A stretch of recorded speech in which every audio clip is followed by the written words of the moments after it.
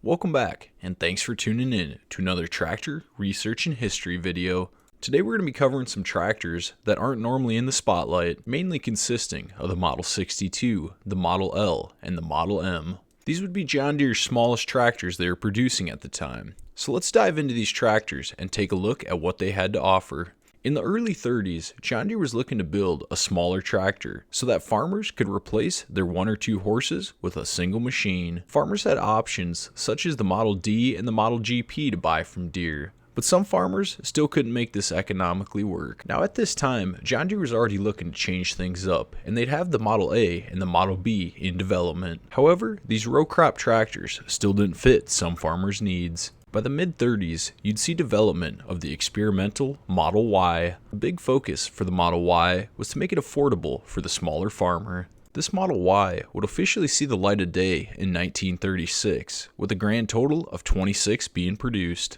John Deere, however, would recall all these experimental Model Ys and send them back to the factory.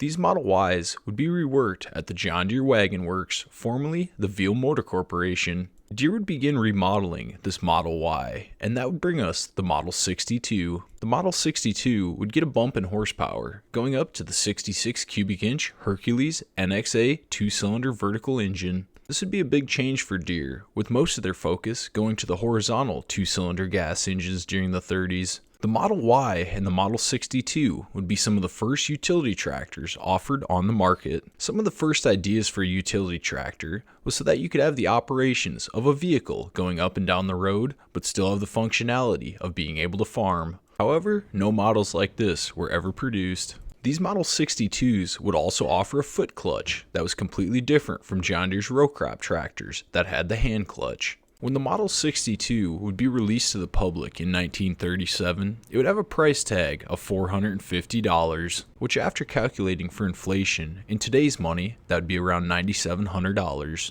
This would catch the eye of a lot of small farmers that were looking to get out of the horse-drawn equipment.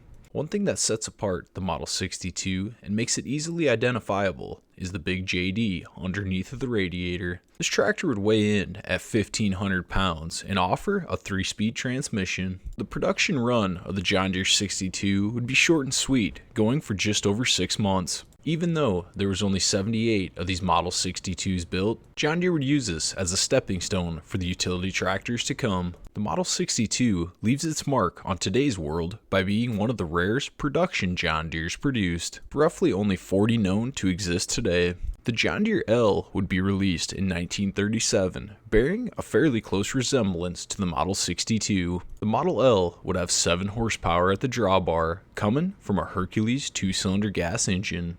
It is also worth noting that around this time, John Deere was working on an LW model. However, this experimental tractor would never see the light of day. The goal of the experimental LW would have been to give the L a wide tread version. Along with having a wider rear axle, you also would have got a narrow front. The Model L would be John Deere's first utility tractor that would have a fairly substantial run. Being produced from 1937 to 1946, this tractor would have 13,365 made. A very impressive side to this Model L was that in 1946, the asking price was just over $500. This isn't bad for a 10-year run to only raise the price $50. The Model L would also get an industrial version in 1941. This would be the only variant for this utility tractor. But now let's go back to 1939 upon the release of the Ford 9N. This would be one of John Deere's biggest competitors for the smaller utility tractors of the day.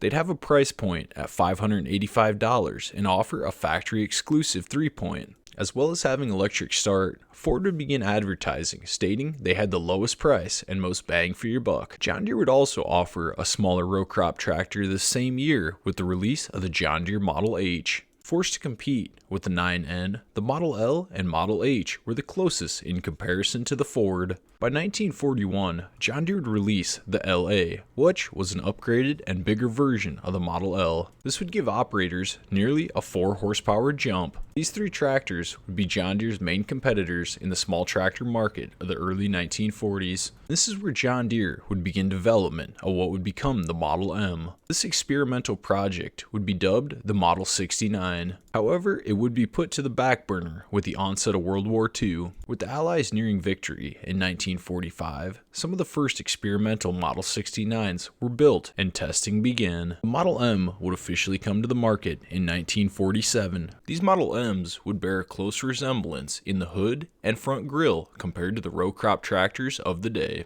However, the main things that would be different would be the transmission and engine. These by far would be the best John Deere utility tractor produced up until this point. 1947 would also be the final year for the John Deere Model H row crop tractor, where the John Deere Model M was set to replace it. In the 6-year production run, there'd be over 45,000 of these Model M's produced. The Model M's would see a significant bump in horsepower, up to 18 at the drawbar. Built in Dubuque, Iowa, these Model M's would have a 100.5 cubic inch gasoline engine. For the transmission in these Model M's, we'd get a 4-speed. One feature the Model M would never see was the option for power steering. John Deere was still hard at work on this design, and it wouldn't be released until after the M was done in production. For the hydraulics on this Model M, it was able to flow roughly 4.25 gallons per minute and have a top pressure of 700 psi. There would also be 4 different variants of the Model M produced: the row crop, the utility, the crawler, and the industrial. The Model MT was the row crop variant of the Model M and was definitely the most advanced. Even though it wouldn't come out till 2 years later after the original Model M was released, this MT would feature the Roll-O-Matic front end, as well as being the first John Deere tractor to offer dual control hydraulics. It is also worth noting that you could get the Model MT with a single front wheel or the dual normal front wheels. The John Deere MC would be the crawler version of the Model M and would be the replacement to the BO Lindemann crawlers. John Deere would see fairly decent success selling these MC crawlers and would keep them in the crawler business for years to come. And for our last variant of the Model M, we have the MI. Being an industrial version, these might be the most interesting version, where it's documented they left the factory in all kinds of different colors. Some have even claimed that these left the factory painted fully red. This variant of the tractor sits 8 inches closer to the ground and features a fixed front axle. The Model MI is capable of handling all kinds of implements, but it's best known for some of its highway work, including blading snow and cutting grass. The MI could be equipped with a belly mount sycamore, as well as pull a 3 to 5 gang rotary mower. The Model M would be a successful replacement to the Model H, being one of the smallest in the John Deere line. John Deere would feed off the success of these small utility tractors and would continue building them throughout the years. Although the modern utility tractor that we think of today has different uses and different demands, you can see where John Deere got a lot of its inspiration from these early utility tractors. The Model M would finish up its production run in 1952 with over 45,000 produced. The original asking price in 1952 was just over $1,000. Another cool fact about these John Deere M's is they were the first ones to be produced in John Deere's new Dubuque factory. John Deere would continue building these smaller utility tractors in the same location for years to come, as well as today is where they mainly build crawlers, dozers, skid loaders, and construction equipment. In 1953, John Deere would go away from the letter systems for naming their tractor models and bring us the numbered system. And this is where we'd get the tractor that followed up the Model M. This would be the John Deere Model 40, and that's where we'll continue in the next John Deere utility tractor history video. If you enjoyed today's video and don't mind helping the channel, a like and a subscribe really helps. Anyways guys, I want to thank you all for watching this first utility tractor series. We'll catch you in the next one.